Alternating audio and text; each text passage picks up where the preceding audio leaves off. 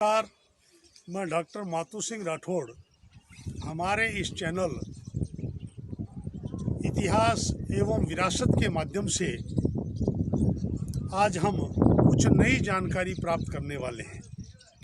गोगा जी के संबंध में हमने विस्तार से पूर्व में जन्म और उनके जन्म स्थान के दर्शन किए।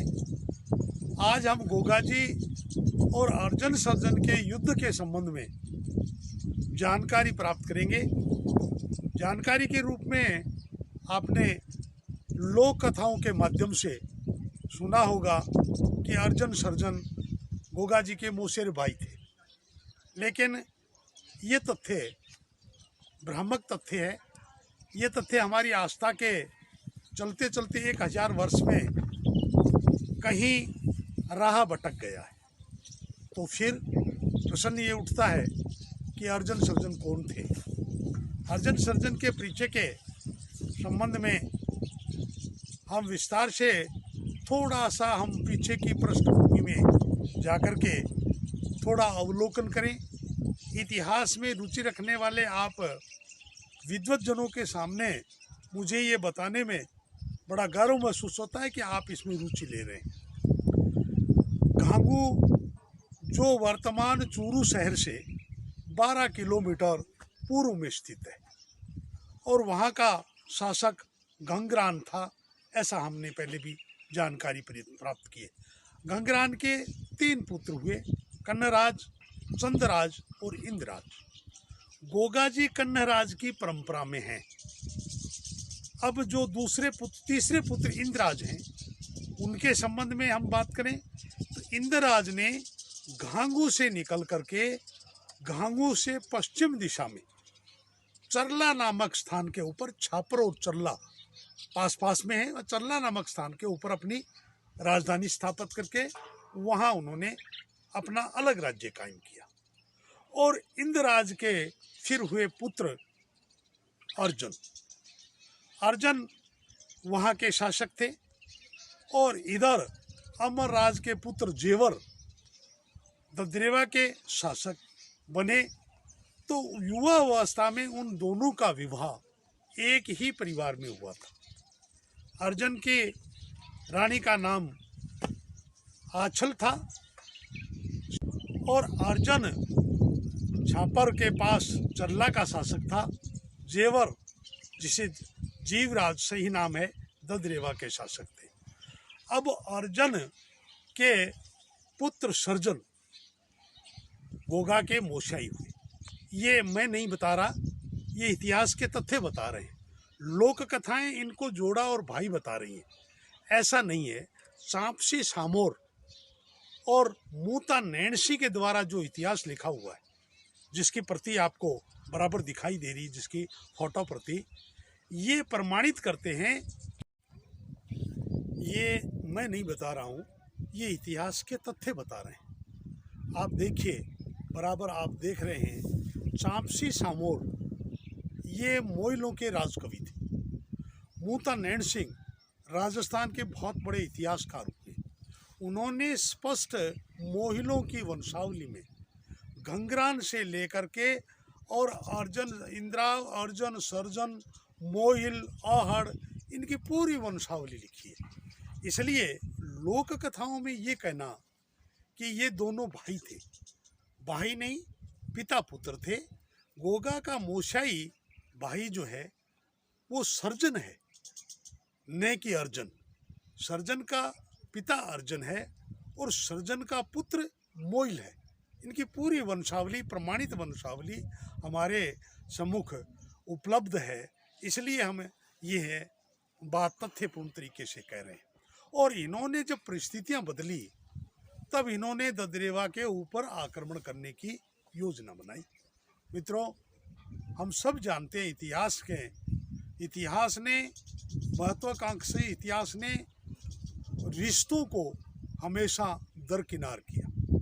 जब जेवर की मृत्यु हुई ददरेवा में, गोगा नवयुवक था, माता बाछल के सानिध्य में जब वहाँ का राणा बना, तो हर इनकी और हर किसी की ये इच्छा थी कि ददरेवा पर अधिकार कर लिया जाए। लेकिन अनुभवी राजमाता बाछल और वीर गोगा के होते हुए ऐसा संभव नहीं था। तो इसके लिए इन्होंने योजना बना करके पश्चिम दिशा से चलते हुए पूर्व दिशा की तरफ खुड्डे नामक गांव के में आकर के इधर गोगा जी के घोड़े थे, गायें थी, अस्तबल थे, इस पर अधिकार करना इनका मुख्य उद्देश्य था और ये यहाँ चल करके इस प्रकार आए। तो गोगा जी के यहाँ गढ़ में जब तैयारी चल रही थी तो सबसे यदि कोई भावुक थी तो गोगा जी की माँ थी। गोगा जी की माँ बाछल को भावुकता की वजह से बीते दिनों की याद आ रही थी और वहाँ अरण्यवास में जब गोगा जी की माँ बैठी थी, गोगा जी की रानी थी, अरण्यवास की अन्य महिलाएं थी, तो गोगा जी की माँ ने कहा कि आज मेरा पुत्र अकेला युद्ध मैदान में जाएगा, उसका पिता आज नहीं है, न जाने क्या स्थिति होगी क्योंकि सामने अनुभवी योद्धा है। जब इस प्रकार की बात कही तो ये बात रानी गोगा जी की रानी को पसंद नहीं आई, क्योंकि उस समय माहौल जो था वो वीरतापूर्ण था और सब वीरता की बातें कर रहे थे, सब जयकारे लगा रहे थे। तो लोक कथाएं यहाँ एक बड़ा सुंदर प्रसंग प्रस्तुत करती है कि गोगा जी की माँ भावुक होकर के अपने पुत्र की चिंता कर रही है, रानी है वो वीरता का पाठ पढ़ा रही है। तब दोनों सास बहू में क्षणिक थोड़ी से मतभेद की बात आई, जिसे हम तकरार कह सकते हैं, जिसे हम मीठी तकरार कहें। तब गोगा जी की रानी ने कहा, तो फिर आपको अपने पुत्र की इतनी चिंता है तो ऐसा वीर एक क्यों 2-4 जन्मते, तो आपको ये चिंता नहीं रहती। तो गोगा जी की माँ को बड़ा अखरा ये, और गोगा जी की माँ ने क्या जवाब दिया, मैं लोकगीत की 2 पंक्तियाँ दोहराना यहाँ उचित समझूंगा कि गोगा जी की रानी कह रही है, क्यों क्यों जन्म्यो ये सासड़ ये कहलो, क्यों जन्म्यो ये सासड़ ये कहलो, क्यों नहीं जन्म्या 2 या 4, हरि मारा गुगा भल्यो रहियो। तो माँ का जवाब सुनने लायक है, आप सुनेंगे आपके रोंगटे खड़े हो जाएंगे। ऐसा मैं भी महसूस कर रहा हूँ, इस समय मेरे रोंगटे खड़े हो रहे हैं कि क्या संवाद था और माँ ने क्या कहा। वो कहा माँ ने जो हर एक कोई माँ कह नहीं सकती। माँ कह रही है, सिंगणी रे शेर एक लो, सिंगणी रे शेर एक लो, कोई कुतिया जन्म 2 या 4, हरि मारा गुगा भल्यो रहियो। ये लोकगीतों के संवाद इतने शानदार माहौल प्रस्तुत करते हैं। गोगा जी वहाँ युद्ध तैयारी करके, गोगा जी की जय जयकार हो रही थी, सेना तैयार हो रही थी, अपने अपने सब बख्तर, तलवारें और भाले सब तैयार करके सेना वहाँ से रवाना हुई। और जो जिस हिसाब से, जिस लोकेशन से उन्हें रिपोर्ट मिली थी कि पूर्व दिशा से है वो अर्जुन अपने पुत्र सर्जन के साथ आक्रमण करने वाला है और खुटी गांव से, हमारे अस्तबल से, हमारे घोड़ों से, हमारी गायों से थोड़ी ही दूरी पर है, तो वो आकर के और सेनाएं आमने सामने। अब आप देखिए, मैं उसी युद्ध मैदान में खड़ा हूँ। हाँ, आप ताजुब हैं, आश्चर्य हुआ ना आपको, मैं उसी युद्ध मैदान में खड़ा हूँ और जो ये मेरे पीछे का इधर का जो क्षेत्र दिखाई दे रहा है, ये ददरेवा की साइड से इधर गोगा जी की सेनाएं आई और ठीक इधर पूर्व दिशा से अर्जुन सर्जन अपने सैनिकों के साथ यहाँ आए। और ये समझिए कि मैं लगभग बीच में तो नहीं हूँ, इस समय मैं अर्जुन सर्जन के पाले की तरफ, पक्ष की तरफ से थोड़ा सा खड़ा हुआ हूँ। मेरे पीछे जो ये मंदिर दिखाई दे रहा है, ये अर्जुन सर्जन का थड़ा है, स्मृति स्थल है। और आप इधर देख रहे हैं ये तालाब है, उस समय का ये तालाब इस वर्तमान में इसे पक्का कर दिया गया है। और ये पूरा क्षेत्र मेरे आसपास से ये पूरा क्षेत्र युद्ध मैदान था। इधर गोगा जी की सेनाएं हैं, इधर अर्जुन सर्जन की सेनाएं हैं। वीरों ने एक दूसरे को आपस में ललकारा और गोगा जी ने कहा कि मैं है वो मरने तक अपनी जन्मभूमि के ऊपर कब्जा नहीं करने दूंगा। और गोगा जी के ललकार के सामने और वरिष्ठता के आधार पे कह सकते हैं, प्रोटोकॉल के आधार से कह सकते हैं कि अर्जुन के सामने गोगा जी यहाँ ये जो क्षेत्र दिखाई दे रहा है, मैं आपको प्रमाण सहित ये बात कह रहा हूँ, बड़ी जिम्मेवारी के साथ कह रहा हूँ कि ये क्षेत्र है जहाँ गोगा जी और अर्जुन के बीच में युद्ध हुआ। और अर्जुन का युवा पुत्र सर्जन उस क्षेत्र में था जहाँ वो अपनी युवा टीम के साथ वहाँ खड़ा हुआ था। उधर से आक्रमण हुआ, पूरी इधर से आक्रमण हुआ।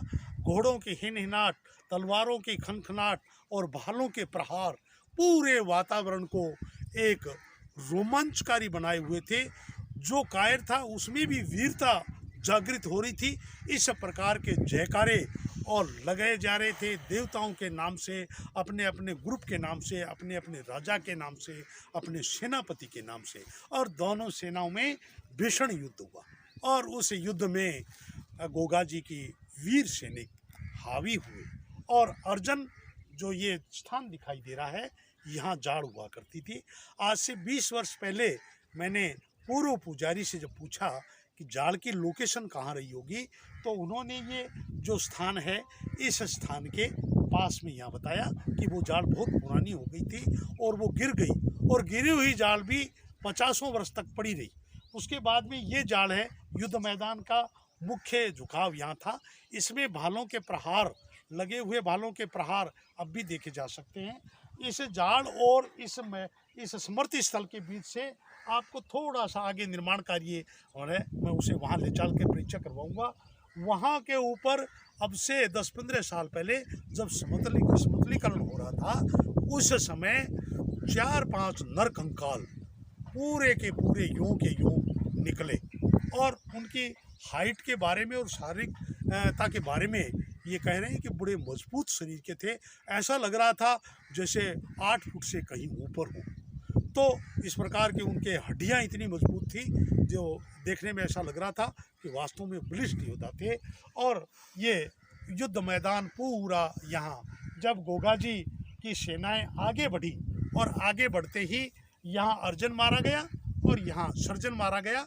बाकी दृश्य ऐसा था कि कुछ घोड़े वगैरह सवार के दौड़ रहे थे, कुछ योद्धा जमीन पर पड़े करहा रहे थे, कुछ सिर कटे हुए धड़ घोड़ों के ऊपर थे और घोड़े दौड़ रहे थे। और पूर्व दिशा की तरफ एक भगदड़ सी मची और अर्जुन सर्जन की सेना ने मैदान छोड़ दिया। गोगा की विजय हुई। इस युद्ध का लोकगीतों में एक प्रमाणिक प्रसंग है कि ये दोनों योद्धा अर्जुन और सर्जन यानी पिता और पुत्र कहाँ काम आए। ये वो पंक्तियां हैं जो इस बात को प्रमाणित करती हैं। मैं उन पंक्तियों को अब आपसे साझा करने की इच्छा रखता हूँ, आप सुनिए। अर्जुन मार्यो जाड़ तले, यहाँ जाड़ थी और उस जाड़ के पास में अर्जुन मारा गया। हाँ जी, अर्जुन मार्यो जाड़ तले, सर्जन सरवरियरी पार, हरी मारा गुगा भल्यो रहियो। ये सरवरिया है तालाब, और इसकी पाड़ के पास में सर्जन युद्ध मैदान में मारा गया। अब बात ये आती है कि स्मृति स्थल यहाँ क्यों है। प्रोटोकॉल के हिसाब से, तत्कालीन व्यवस्था के हिसाब से, तत्कालीन युद्ध मैदानों के हिसाब से जो महत्वपूर्ण योद्धा जहाँ मारा जाता था उसका अंतिम संस्कार उसी स्थान पर किया जाता था। चाहे मैदान दुश्मनों के क्षेत्र का हो, चाहे विजय किसी की भी हुई हो, लेकिन ये एक परंपरा थी, एक लोक मान्यता थी कि जो जहाँ कहीं भी काम आएगा उसकी छतरी, उसका है वो थड़ा, उसका स्मृति स्थल, उसकी देवड़ी उसी स्थान पर लगेगी, चाहे वो किसी भी क्षेत्र में हो। अब वहाँ से अब सर्जन का पद बढ़ा है क्योंकि वो पिता है। उसके पुत्र के डेड बॉडी, उसके शरीर को लाया गया और ला करके अर्जुन और सर्जन दोनों पिता पुत्रों के अंतिम संस्कार इस जाड़ के पास में किए गए, जहां आज वो देवड़ी लगी हुई है। उस देवड़ी को भी आपको दिखाएंगे, उस देवड़ी के ऊपर अक्षर दिखाएं वो भी दिखाएंगे, उसकी पूरी है वो स्थिति बताएंगे। और ये इस प्रकार अर्जुन सर्जन यहाँ मारे गए, गोगा जी की विजय हुई। उसके युद्ध मैदान के बाद में अर्जुन के पक्ष के लोगों ने, अंतिम संस्कार कौन करेगा? अंतिम संस्कार ददरेवा वालों को करने का अधिकार नहीं है। अंतिम संस्कार तो अर्जुन सर्जन के परिवार के सदस्य ही कर सकते हैं, और वो भागे हुए दूरी पर थे। ऐसा होता था कि जब कोई युद्ध मैदान के बाद में जुम्मेवार व्यक्ति आते थे आकर के, और उन्हें कोई भी रोकता नहीं था, और वो अंतिम संस्कार करते थे। पिता पुत्र के दोनों के अंतिम संस्कार यहाँ किए गए, और ददरेवा की सेना सुरक्षा की दृष्टि से पीछे हट करके अपने मोर्चे लेकर के अपने वहाँ खड़ी हो गई। उनके अंतिम संस्कार हुए। अंतिम संस्कार के बाद युद्ध मैदान साफ हुआ।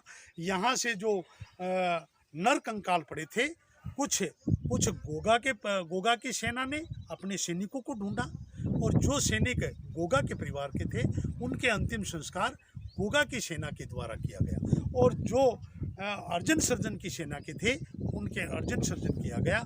महत्वपूर्ण योद्धाओं के अंतिम संस्कार अग्नि को साक्षी देकर, लकड़ियों में डरा करके, काठ में जला करके उन्हें विदाई दी गई, और बाकी के थे उन्हें गड्ढा खोद करके इस प्रकार सुरक्षित दफनाया गया कि जंगली जानवरों के हाथ में लग जाए। और वर्षों बाद जब यहाँ हुआ तो 4 नरकंकाल तो उधर दिखाई हैं, 3-4 मैं इधर देख के आया हूँ, और काफ़ी नरकंकाल बरसात के ऋतु में यहाँ निकलते रहते हैं। ये युद्ध मैदान है, और इस प्रकार गोगा की विजय हुई, और अर्जुन सर्जन पिता पुत्र मारे गए। उनकी सेना जब वहाँ पहुँची तो एक रानी, अब ये तथ्य मेरे इतिहास के में नहीं दर्ज है कि अर्जुन की रानी सती हुई या सर्जन की रानी सती हुई, पिता की रानी सती हुई या पुत्र की रानी सती हुई, लेकिन एक रानी सती हुई। और इसका प्रमाण है हमारी देवड़ी शैली की मूर्तियाँ, और देवड़ी शैली में आपको दिखाया जाएगा एक रानी घोड़े के आगे खड़ी है। यद्यपि दोनों को एक साथ पूजित किया गया, भूमिया माना गया, और भूमिया मान के पूजा गया, तो दोनों को एक घोड़े के ऊपर बैठा दिखा दिया गया। यद्यपि 2 घोड़े होने चाहिए, 2 घोड़े थे। युद्ध मैदान में तो एक घोड़े पर चढ़ के नहीं आए वो पिता पुत्र, लेकिन जब देव रूप में उनकी देवड़ी स्थापित की तो उन्होंने एक घोड़े के ऊपर बैठा के दिखाया। आगे एक सती का चित्र है, और इस प्रकार भूमिया के रूप में इस क्षेत्र में अर्जुन सर्जन की पूजा की जाती है। और यहाँ का भार्गव परिवार इस स्थान का पुजारी है। यहाँ पर गोगा जी की मूर्ति भी लगी हुई है, गोरखनाथ जी की एक नवनिर्मित मूर्ति लगी है, अर्जुन सर्जन की देवड़ी भी है, और पूरा युद्ध मैदान जो आप देख रहे हैं, ये वही स्थान है जहाँ अर्जुन सर्जन का अंतिम संस्कार किया गया। ये अर्जुन सर्जन के देवड़ी है, और इसके ऊपर कुछ लिखा हुआ है जो पूर्णतः स्पष्ट नहीं है। यहाँ अर्जुन सर्जन का अंतिम संस्कार किया गया था, और राजस्थान में देवड़ी शैली के अनुसार ये मूर्ति की स्थापना की गई थी। यद्यपि दोनों इन योद्धाओं के पास अलग अलग घोड़े थे, लेकिन पूज्य भूमिया के रूप में इनकी ये मूर्ति इस गांव में पूज्य है। इधर गोगा जी की मूर्ति भी बराबर में पूजने के हिसाब से लगाई गई है। ये मूर्ति बाद की लगी हुई प्रतीत होती है। इनकी बनावट जो है वो ये सिद्ध करती है कि गोगा जी की मूर्ति बहुत बाद में लगी है। और उसके बाद में वर्तमान समय में ये गोरखनाथ जी की मूर्ति और ये सब ये लगाया गया है इस स्थान के ऊपर। और यहाँ के पुजारी जो है भार्गव परिवार के पुजारी भी यहाँ बराबर उपस्थित रहते हैं, सेवा करते रहते हैं। ये सांकल है जिसे भाव आने पर भगत सिर में अपनी कमर के ऊपर प्रहार करने की ये इस प्रकार की लोक कथाओं में और जागरणों में हम देखते रहते हैं।